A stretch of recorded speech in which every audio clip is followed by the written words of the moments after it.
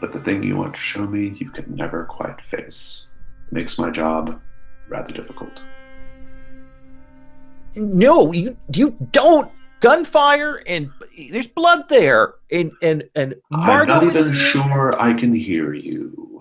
Your voice is fading into the back of my waking consciousness, of my awareness. A tinny, small sound, a desperate gasp, a cry for attention. Will someone ever hear you? I just don't know.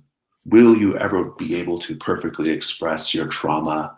Will you ever be able to face the truth of what is happening? It's very, very unclear. But I keep doing it. I keep doing the work for you ghosts of the past, of our memories, of our collective guilt. I always get to the truth. You're an asshole. Keep your cool. 9. You just go completely unnoticed. You can thrash about as much as you wish, and he'll say, "Do you want me to give you a ride back into town?" No! Run off. Margot. In the cave, you experienced a terrible amount of pain and trauma and fright, but also like a deep, deep, deep well of understanding. You were for even just a moment exposed to some kind of cosmic truth, right? You were never able to turn and look at the thing that was right behind you, right over your shoulder the whole time, even though it breathed heavily, and even though it occasionally stroked the back of your neck and wanted you to turn around and look, but you never did. Instead, you just took in its pain and understanding and its desire to be rid of this place. How do you feel? I think Margot will probably internalize, especially that getting rid of this place thing, because everyone pretty much just ditched out on her. Her dad ran away when she got shot. Everyone fled. She owes no one anything. All she has is pain, and maybe it's time to wipe the board clean. Indeed. And I think before you leave, as you resolve to go out and expose Mercy Falls, bring Mercy Falls to its knees, shake everybody to their core, whatever. As you go out to do that, I think you feel a reassuring touch. The pain and the terror and the fear falls away. You're being touched in multiple places on your body. It feels at first cold and clammy, but eventually you can feel the warmth, like it's taking your warmth and feeding it back to you in a loop. And the embrace of this entity, whatever it is, has a certain reassuring quality. This thing has learned how to mimic sympathy, and it's really, really good. Once it is satisfied that your backbone is steeled, it will slip away into the darkness behind you and send you on your way. Where do you go? Well, I think I need to go home and have some words with Dad, the Shadow Master. Indeed. Some very harsh words. You go to the mobile home. You find your mom. She's off her shift. When you walk in, she says, "Margot, what's going on? Your father's locked himself in the bedroom again. I have no idea what's going on. He won't tell me anything." Well, I'm not surprised, Mom. Maybe you want to sit down for this, because I just found out today. It's pretty bad. No, it's awful. She sits down. The truth is awful. She says, what's going on, honey? Just tell me everything. Dad's been dealing drugs. He's been selling drugs to the kids at school. He's been fronted by the mob. I don't know how many thousand he's into them. The dumb shit gave all the drugs to a kid who stuck it up his nose and in his friend's arms. So that money ain't coming in. We're in big trouble. We got to ditch him. He's got to go. He's been a dead weight for too long, Mom. You work 2 jobs, nothing. He just eats and drinks your salary. He's awful. You got to realize how bad he is. And I'll go pound on the door. You hear that? You suck. I think that's going to shake him a little bit, right? Because he thinks you're dead. And you'll just hear him say, no, no, no, no, no, no, no, no, no, no, no.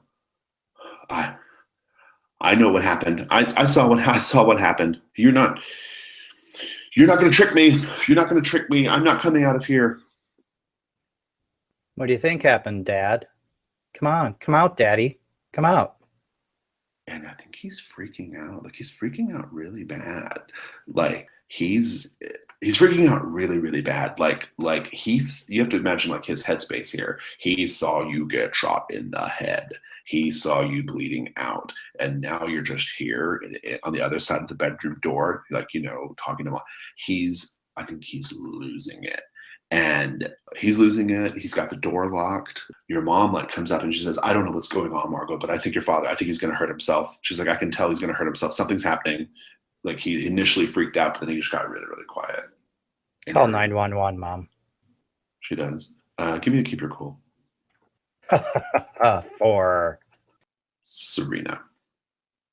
You have got Ben fully in your control. Making good progress on Tony. What's your next move here?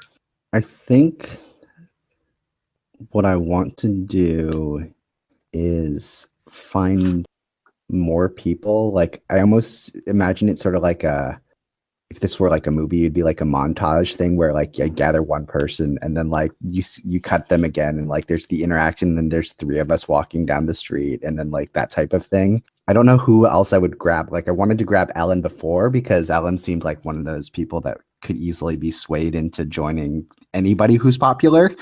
So I've got a scene in mind for Ellen, so we'll hold that thought for just for once. But I don't since I can't grab Tony because he's occupied, I can't grab Ellen. Maybe what I do is I just actually continue making the connection between me and Ben deeper. So like, maybe even though we go like walking around somewhere, maybe we go someplace where I actually do end up feeding on Ben. What do you think about Chad right now? Because Chad might be scared. I could totally go after Chad. Chad might be totally scared and freaking out somewhere, right? So maybe like as we're going, we run into Chad. Like maybe he's trying to do something. You turn down a side street and you see Chad's Camaro parked, and you see Chad like with his face buried in his hands, bawling. What do you do? I think I tell Ben to hold off for a second and like to just like stand back a little bit as I walk up to Chad's car, and I think I go up to the window and just like stand there like for a moment, because I'm assuming he's so involved in himself he doesn't realize I've walked up to the window and I'm just standing there. Right, and like when that happens, like I do like the light rap on the window to like sort of get his attention after the awkward moment of I'm standing there for 5 seconds and he hasn't looked up. Nice. And he freaks out. He's like, whoa, like just tears, like his eyes are red, like and wet. And he's like, what the fuck do you want? I just look at him and Chad, it's okay. Lots of things are going on. What do you want? He rolls down the window. He says, I don't have time for this, Serena. I've got a lot of shit going on right now. I'm getting ready to leave town. I'm done. I'm done with this fucking place. Okay. What do you need? If you've got a lot of stuff to do, what do you need help with? He's like, I need money. Okay. Don't you have things? I know you may not have money, but don't your parents have things that you could hawk or sell or things like that? I don't have that kind of time, Serena. I've got some real bad shit going on. I don't have time to go into all this right now. I got a lot of bad shit going on. What are you doing out here in the middle of the night with Ben? Ben's just like standing back there like, hey. Just like when he says Ben, I look over to Ben and I'm like, we're just out. Chad, don't worry about Ben. What I'm worried about is you saying that you don't have enough time to do anything, that you need money, that you need help. but I'm offering my help, and you're not thinking through what that could mean. And I think you may need to glamour him because he's really like, Yeah. really, really stressed out and freaking out. So what it is like, I think he looks at me, and I kind of have that, that stare down at him, as like, because I'm standing up and he's in his car. So like, I'm looking down on him, and I look at him like, Chad, things are going to be better. It's not as bad as you think. And if we just stand together and you seek the help of other people. So like, I'm hypnotizing him, but like to let us in and let us like try to help him with what he needs to get done. Like, things will get better. You just got to find the right friends. I love it. Roll that move. I nailed it. I got a 12. Nice. They do exactly what you wish and have no idea anything is wrong. So what do you want them to do? So like, I kind of feel like I'm gaining a posse. So like, I think I want him to be like the driver of this, to like invite like me and Ben, and like we'll sit in the car and like drive around, like picking people up, and like eventually like getting to like some West Side Story confrontation where we walk up to like Jonah and his gang type thing. I love it. Yeah, he's into that. Like, he's like, yeah, everything's going to be fine, right? Everything's going to be fine. Okay, yeah. All right, yeah, get in, yeah. Yeah. He's like, and be careful, like, don't like put your feet on the seats or anything. It's okay, Chad. Everything will be fine. While we're driving around, why don't you tell me about like what's been upsetting you so much? Like, what can we do right now to help you? He'll tell you the whole story. Yeah. He'll tell you everything that happened, and like, he'll just kind of spill his guts. So now you kind of know what the story is about what happened between all of them. Well, I think the next thing to do is maybe to go find Margot. Jonah, you were cut loose. Once they patched up Tony, you've given Bellefontaine some leads to follow, and he's gonna go do his thing. Where do you go? What do you do? Jonah is feeling like he's kind of re-secured his relationship with Tony in a way.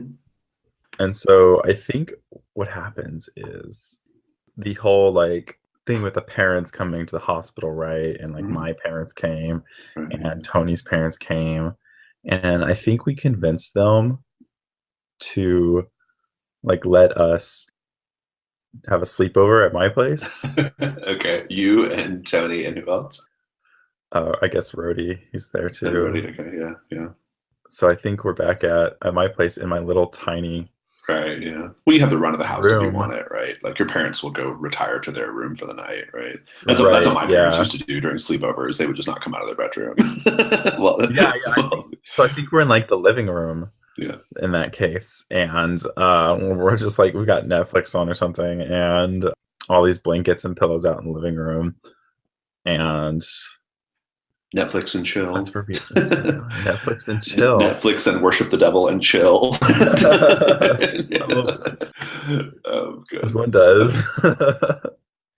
I think Tony will be there, and he'll say, Jonah, I feel really bad about telling the cops, about Serena and stuff. Like, she's really nice. I mean, I don't think she'd try to like intentionally hurt anyone. I mean, but I know she's weird, and I know she totally bit you. It was strange. I get it, but like, I don't know. There's just something about her, Like, I think she means well. That's all I'm saying. There's some people who will just, they seem nice and everything, but in the end, all they're doing is using you. Man, I'm just telling you, I've been alone with her so many times, and I think like you didn't. He's never said that out loud, right? I've been alone with her so many times. She's had plenty of opportunities to like, hurt me or do whatever, and she never has. She's always been really cool. That's all I'm saying. You remember Alan? Yeah, I remember Alan. Well, he was Serena's previous little friend, and where is he now? I think it's to shut someone down. That is a 9. Choose one. I'll give you a condition in return. I'll take +1 forward. I'm gonna give you the condition paranoid. All right. I just think you're being totally paranoid right now, dude. That's all I'm saying. Like, I get it. Okay, I get the Alan thing. I get it. I get a lot of weird shit happen, but that was all Mr. Thompson, right? I mean, what the fuck? And then, like, I'm just saying, I just think you need to get out of your head on this, man. That's all I'm saying. And I think that's when Jonah like starts rubbing him, like, and he's like, "Well, you know, I have. It's not like I don't have any reason to worry." Dude, we're in your parents' fucking living room. Yeah. So. You're trying to turn him on. Yeah. you get a +1 as well as hot. I think Rhodey's like, I'm gonna go get a Coke. Oh, barely made it a 7. Okay. You get a string on him unless they choose a reaction from below. You can take the string. I think he kind of pushes you away. I think he's like, no, man. He's like, we're in your fucking living room. You're being a paranoid freak. Like, Jonah, you're my bro. Like, we go back. We go way back. Like, I trust you, but you need to trust me for once. I'm just telling you, she's cool. All right. You're under a lot of stress. All the shit was done. All the shit from it's just try to clear your head, man. That's all I'm saying. If anyone has a right to forgive Serena, it's you. But I just want to make sure you know that we also have to look out for each other. I'm not completely sure after everything that happened, after everything that I saw in the forest, I'm not sure that we can trust Serena. But I mean, at the same time, I'm probably more worried about Margot right now. We won't get any objections from me on that. She's fucked. He's like, and he grabs the remote. He's like, hey, I think that Lady Wrestler show's on Netflix now. He goes and clicks on it. Margot, it was just too late. The cops get there, the authorities get there, and your dad basically just like, I think he just like took a really, really big overdose of heroin or something. He shot up. By the time they find him, he's got like nasty foam on his mouth, and that's it. He's gone. How do you feel? What do you do? There's just a momentary twinge deep down in Margot, because it wasn't always bad, right? When she was little, and before he went on disability, you know, she has some good memories there, but it's been bad for so long. Plus, we're at a point now where the truth's going to be told, and this is her father. It was inevitable that this or something else horrible was going to happen. At least it didn't get her or her mom hurt. So I think Margot's main focus right now is going to be trying to console her mom. And as you come to that, like that hard truth, that hard realization about your dad and how broken he was and how this was inevitable, you feel that like initially that sort of like cold coil, multiple points on your body. It's cold, you become cold, but then warmth comes back around. And that's exactly right. And your mom is a mess. You know, maybe like as the night's worn on, the cops go away. I think at first, I think she's still like really tough to reach, right? She's crying. She's, you know, do you want to try to like console her? Do you want to try to like bring her like fully to the place that you're at right now? Don't think I'm going to try to bring her into the place I'm at, because I'm pretty sure it'll destroy her right now. So I'll try to console her as best I can. But otherwise let her grieve. Yeah. I mean, Margot is not good with emotions other than expressing anger or wanting something. So she's probably incredibly uncomfortable and feels like she can't do anything. So maybe she'll do what she does. You know, it's like, okay, you know, let her mom sit there at the table and cry, and she'll start like fixing up some eggs and Spam, like, you know, and some sort of sugary drink, because she's probably kind of in shock and stuff. And I feel like that's a good place for the scene. Like, just be thinking about where you want to go from here. Ellen, you are left in the forest by Bellefontaine, angry and frustrated And you turn and you see a person.